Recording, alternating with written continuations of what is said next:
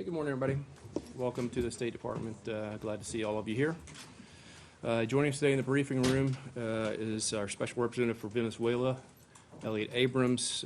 He's here today to address today's announcement of sanctions against Rosneft and its role in supporting the former Maduro regime in Venezuela. He'll begin with some opening remarks, and then we'll have time for a few questions. Sir, over to you. Thank you. Good morning. Before turning to Rosneft, I wanted to mention a couple of other things. First, I want to begin by reminding you that the Citgo 6, who were taken from house arrest 13 days ago by the regime's intelligence service, Sabine, and sent back to its prison, remain there.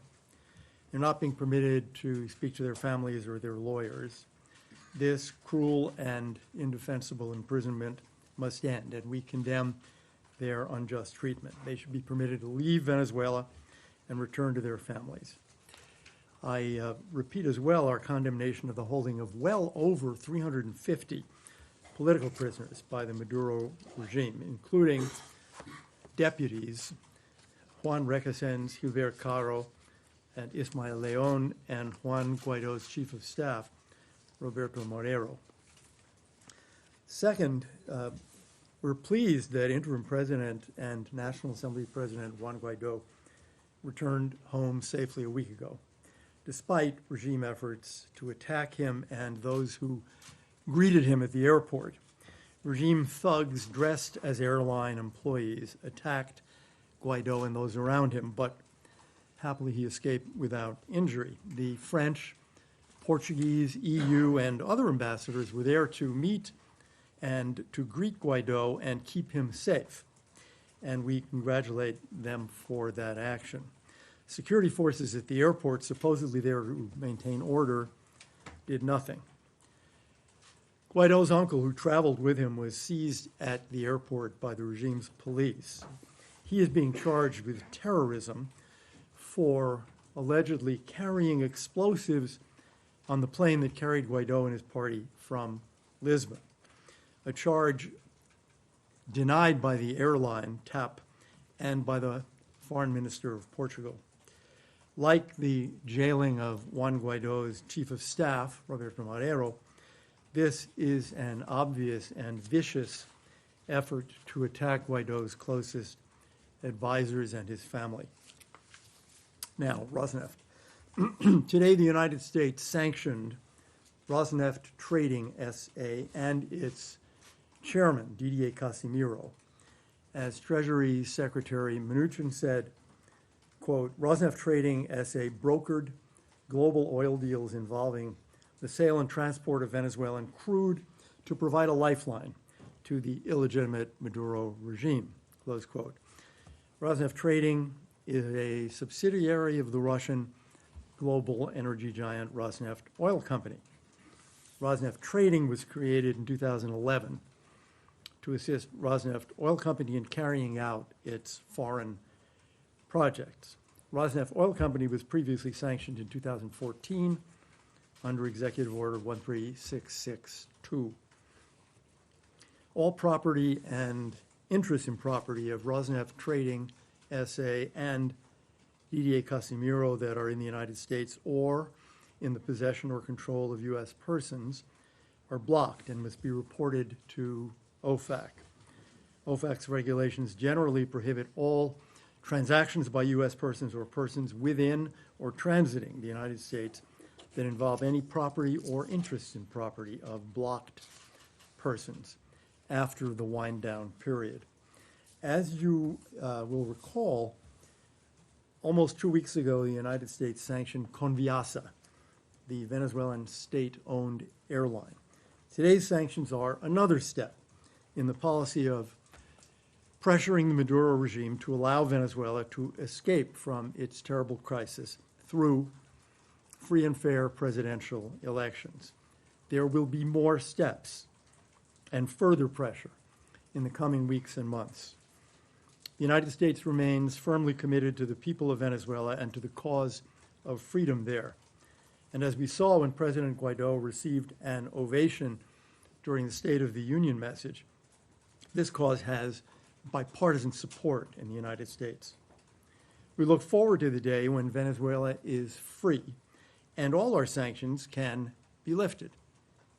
Until that day comes, the pressure will continue and it will build steadily. Thank you. Hi, thanks, Ambassador, for doing this. Two things. One, if Rosneft, the parent company, was already sanctioned, wasn't Rosneft Trading also included under that umbrella? I'm not quite No, sure I understand. the 2014 sanctions were specific. They dealt with certain technical activities, drilling in the Arctic, for example, and a prohibition on accessing Western debt financing. It was originally 90 days, then limited now to 60 days a few years ago. So that only applies to those technical actions and the debt financing of the parent company, and that didn't affect any other activities of Rosneft or Right, any so, subsidiary. and those were Ukraine-related, right? Yes. So why not then sanction Rosneft Oil Company today, like Rosneft Trading Company? Well, And then I have one more, but it's brief. okay. No sanction should be taken alone. They are part of a campaign of pressure to bring democracy back to Venezuela. And as I said, there will be other sanctions. As it happens, what is the entity, what is the company that is now handling about 70% of Venezuelan oil? It's Rosneft Trading, SA. What is a company that is engaging in all sorts of tricks and evasions to try to get around U.S. sanctions on Venezuelan oil? The oil sector is sanctioned. It's Rosneft Trading. So we went after the operational company. Okay, and then so just secondly, you said that there will be more steps, you just said it again, there will be more steps further, to further pressure in the coming weeks and months, which doesn't exactly suggest that you think that today's action is actually going to do anything. I don't think that at all. I mean, it doesn't sound like you're particularly optimistic No, that I this don't. is going I think to be if you, this is a campaign of pressure, and it began about 55 weeks ago. Yeah, And the over a year pressure ago. continues to mount. I would not say that any individual step can be calculated to bring an end to the crisis, but I think this is a very significant step, and I think you will see companies all over the world in the oil sector now move away from dealing with Rosneft Trading. Hello, Mr. Ambassador. Are you worried that Rosneft Trading or overall Rosneft can just set up different shell companies and continue its operations from there, as the United States closed all the loopholes? And you also mentioned that Secretary Pompeo has discussed this with his Russian counterpart Lavrov in Munich. What was the response he got from Lavrov? Thank you. Well, I don't want to characterize Lavrov's remark beyond saying that he heard the message that this sanction was coming, and obviously we have deep differences over what is happening in Venezuela and what is the way out for Venezuela. I'm sorry, the first part. The first part was, are you not concerned that they're just going to keep setting up You know, shell companies? Have you closed can all say the that loopholes? about any sanction ever imposed. People always try to cheat, and Rosneft Trading Company may try to cheat. But I think they will get less cooperation as they try to do this. There are many companies. I was talking to an oil trader last week who said, you know, this is very complicated and expensive for us to deal with U.S. sanctions, to pay the lawyers to deal with U.S. sanctions. So our conclusion is we just stay away from companies that are sanctioned. And I think there are a lot of companies that will react in this way. I'm sure there will be efforts to get around the sanctions. Already, Rosneft is doing this, for example, by changing the names of ships or ship-to-ship transfers to try to hide the Venezuelan origin of oil. You know, we talk to, for example, ship owners and tell them, you should not engage in that kind of activity because it's going to affect your ability to access the United States. We talk to the potential customers. So this is part of a very large American effort. OFAC is very expert at getting after people who try to evade sanctions. Yeah. David? Sorry, right there, yeah. Ambassador, thank you for doing this. I would like to do my question in Spanish, and if you can give the answer in Spanish and English. Do we do that? Can we keep it in English? Yeah, okay. How has changed this strategy from the U.S. to Venezuela? Those efforts that there was efforts to have a meeting or better relations between President Trump and Putin. How this strategy with Venezuela, this new political view about this country has changed that other point? You know, in part, this is a question probably best addressed to the White House, but I think it's clear that the president is determined to continue and strengthen his policy toward Venezuela. What we've seen from Russia in the last year is all negative and all harmful when it comes to Venezuela. If you take Rosneft per se, in the course of the last year, Venezuela paid back $1.8 billion of debt owed to Rosneft. So while Venezuela is undergoing the crisis it is undergoing, the humanitarian crisis, the economic crisis, what is Russia doing? Siphoning money out, not giving aid, siphoning money out, $1.8 billion to Rosneft. That's not even the Russian state, which also gets money. That is not a contribution to the people of Venezuela or to a democratic outcome. Thanks, Ambassador. How much of the Venezuela oil that's exported on these illicit channels go to China and India? I presume that those are two of the largest markets. Also, it was suggested in a call today with senior administration officials that this will not have a dramatic effect on the global oil markets, and yet a few minutes ago it sounded like you were saying that the 90-day unwinding will take some time and some difficulty. So I'm just wondering if you can explain why it is that the administration doesn't think this will have a knock-on effect on oil markets. And then just very quickly to one more thing to clarify. On that same call, I believe it was said that the sanctions were not just going to be imposed on Venezuela-related transactions, that it would be broader than that. Am I understanding that correctly? Thank you. Yes, on the last part, it's a sanction on the company, Rosneft Trading SA and DDA Casimiro. So that sanction does not accept other transactions. You would need, if you were in that situation, you would need to go to OFAC and seek a license to continue those other activities that you may claim are unrelated to Venezuela. And you'd have to make your argument. But the application is to the entire range of activities of Rosneft Trading SA. On oil markets, let me be clear. We do not think that this action will affect the price of oil being paid by consumers around the world. Why not? You know, we started sanctions on Venezuelan oil on January 28th of last year. Oil prices are lower today than they were when this campaign started. We're not trying to raise oil prices. We're trying to diminish the amount of money available to the Maduro regime.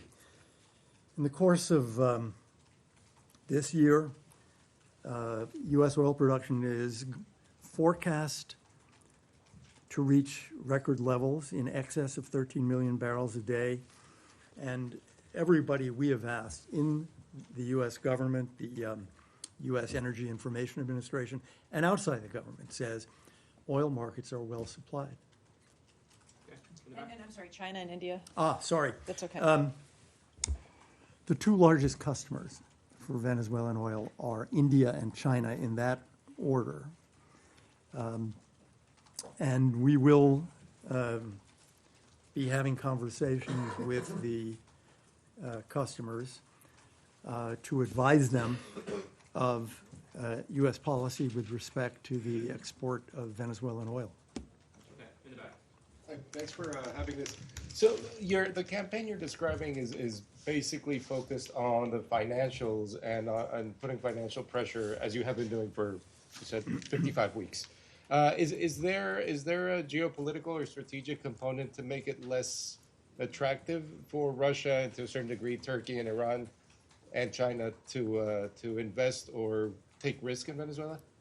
Well, first, the sanctions are certainly a critical part of this campaign, but you have seen other activities. You've seen efforts in the United Nations. You've seen the formation, not all of this is by the U.S., obviously. You've seen the formation of the Lima Group of Latin American democracies. You've seen the formation of the International Contact Group. You've seen a number of statements from the EU. You've seen Canadian sanctions. You've seen the reactivation of the Rio Treaty for sanctions by its signatories. You've seen EU sanctions. So there is a lot more than just American economic sanctions here. And we will continue to try to persuade those countries that are supporting and sustaining this regime to diminish their activities. What about Chevron? Does this mean that Chevron is likely to not get waivers the next time they're up for renewal, and when is that? And one other thing, the sanctioning of ships and companies sending oil to Cuba has not really put a dent in the practice. Do you think these sanctions will have an impact on that, or are you going to have to go to a maritime embargo? I don't have any announcements to make with respect to Chevron. Oh, sorry, April 22nd. April? April 22nd, I'm pretty sure that's the right date. It was 90 days from January 22nd. On Cuba, what's happened is that the vast majority of ship owners around the world will, because of our sanctions, not touch the Venezuela-Cuba oil trade. As a result, what the Venezuelans and Cubans have done is to have a small number of ships that basically just go back and forth and that are Cuban or Venezuelan flagged, because ship owners, Panamanian flagged, Greek flagged, Isle of Man, don't want to have anything to do with that trade. Now, that's a small trade. That's probably on average 75,000 barrels a day in the last year, which is to say about 10% of the overall trade. And the overall trade, which goes all around the world and ends up mostly in Asia, can't really be segmented off that way. There aren't enough ships that are flagged by Cuba. So they do use ships with many different flags. And our sanctions, I think, will really reduce the number of ships, the number of ship owners, the number of captains, the number of insurance brokers who will be willing to engage in that trade. Do you have any inclination that due to your sanctions or this pressure campaign that the Maduro regime is any closer to coming to the table for negotiation? Are there any current discussions about holding elections? Because this business that you talked about at the airport, that doesn't seem like a regime behaving in a way that seems like they're willing to compromise anytime soon, at least. And then why don't you think they've gone so far as to arrest Juan Guaido himself? I'll start with why have they not been willing to arrest Juan Guaido. One has to assume that they have made a cost-benefit calculation, that the reaction from countries all over the world, the US, Canada, Latin America, the EU countries, would be too great. And obviously, we think that's a correct judgment on their part. There are discussions all the time, not by us, but by Venezuelans and others, the Norwegians, for example, with the regime. We do not have an active embassy, as you know, in Caracas, but many other countries do, so they talk to regime officials. And I think the regime is trying to figure out what to do. I think they were surprised by the Guaido visits to Europe and the fact that he met with Merkel and Macron and Johnson and the Dutch prime minister and the EU foreign minister, and then Justin Trudeau, and then the State of the Union and the Oval Office here. I think they were thinking, oh, this guy's fading away. So now they have to figure out, what do we do about this? How do we handle this? And they are talking to various foreigners about it, and people give us information about that. Now, are they willing actually to compromise? Are they willing to have a free election? The 2018 election was not a free election. The last free election was the parliamentary election of 2015, where the regime lost in a landslide. There's no indication yet that they are seriously contemplating allowing the one step that would allow Venezuela to emerge from this crisis, a free and fair presidential election. You said that the consequences would be too great. What would those consequences be? We're not going to get into that question. All right, one or two more. Beatrice? Thank you. After these sanctions, my question is, what reaction do you expect from Repsol? And if you're still evaluating, is the U.S. still evaluating sanctions on Repsol, if there has been any conversation with the Spanish government? Thank you. As to conversations with the Spanish government, we asked our European posts to brief a lot of governments yesterday and today, so they would have had some notice. And I've seen a few reporting cables indicating that this was done in a lot of different places.